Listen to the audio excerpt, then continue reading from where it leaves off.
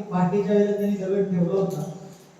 सकाळी 6च्या दरम्यान एक गवळी, एक दूध घालणारी, दूध विक्रेती व्यक्ती, जे त्यांनी दूध सगळं कलेक्शन केलं होतं, संकलन केलं होतं, ते दूध आपल्या रखीपाला घालायला सकाळी जात असताना त्यांच्या सायकलला दुधाचा कॅन अडकवलेला होता आणि सकाळच्या 6च्या दरम्यान गडबडीत जाताना त्यांच्या लक्षात आलं नाही वाटेत मोठा दगड ठेवला आणि त्यांच्या सायकलला अडकवलेला मोठा कॅन त्या दगडाला जोरात धडकला.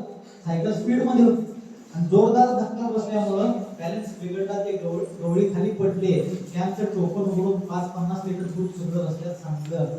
गवळी उठून राहिले असतात, गुडघे कोपरे सगळे रक्तबंबाळ झाले असतात, दूध वाहून गेलं म्हणून संताप आला आणि त्यांनी जोरानं अत्यंत अभद्र भाषेमध्ये, अश्लील भाषेमध्ये शिव्या दिल्या.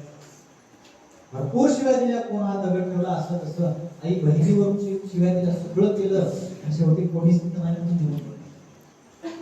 पण ज्यांनी दगड ठेवला होता तो आज शेतामध्ये कुठेतरी लपून बसलेला व्यक्ती होता. नंतर थोड्या वेळानं माणसं मॉर्निंग वॉक साठी सगळ्यांच्या फिरण्यासाठी लागली. कोण खेच काढला, कोण धडकला, कोण असं झालं तसं झाला. कोणी तो दगड बाजूला करण्याचा प्रयत्न. शेवटी 8:30-9ची वेळ झाली आणि शालेय जीवनाचा प्रारंभ झाला आणि तुमच्यासारखे विद्यार्थी शाळेत जात असताना बरेच विद्यार्थी ते दगड बघून तसंच खेचकावून गेले, काही बाजूने गेले. पण त्यावेळी तुमच्यापैकीच तुमच्यासारखाच एक विद्यार्थी तिथून जात असताना तो समोर पाहत होता की काही माणसं समोर त्या दगडाला ठेचका लागल्या, काही फडा लागल्या, त्या बाजूने चालल्यात. मग ज्या वेळेला तो चालत त्या दगडाजवळ पोहोचला, त्यानं मनामध्ये एक चांगला संकल्प केला. आपलं दप्तर काढून त्यानं तिथं ठेवलं, त्या दगडाजवळच खाली जमिनीवर. लहान होता, मूर्ती लहान पण त्याची कीर्ती महान होती आणि लहानसा तो विद्यार्थी दप्तर काढून त्या दगडा शेजारी ठेवला आणि शक्ती कमी असताना सुद्धा अगदी जोर लावून त्यानं तो दगड ढकलत काय केला, रस्त्याच्या कडेला शेतात ढकलला. रस्ता मोकळा केला. शाळेला जायला उशीर झाला होता म्हणून तो येऊन दप्तर घेण्यासाठी तो वागतो. पण जिथून दगड त्यानं हटवला होता, दगड ज्या ठिकाणी ठेवलेला होता तिथून तो हटवल्यानंतर तिथे येऊन पाहतो तर त्या दगड हटवलेल्या ठिकाणी एक कागद पडतो, चिठ्ठी पडते. त्यानं कुतूहलानं आश्चर्याने ती चिठ्ठी उचलली आणि उघडून पाहिली. त्यात एकच वाक्य लिहिलं होतं. काय?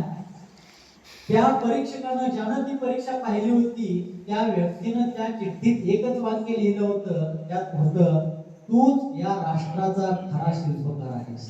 काय लिहिलं होतं? या राष्ट्राचा, या देशाचा, या भारताचा खरा शिल्पकार तूच आहेस. एवढी सगळी लोक सकाळपासून डोळ्यापासून अनेक लोक गेली पण कोणी ते केलं.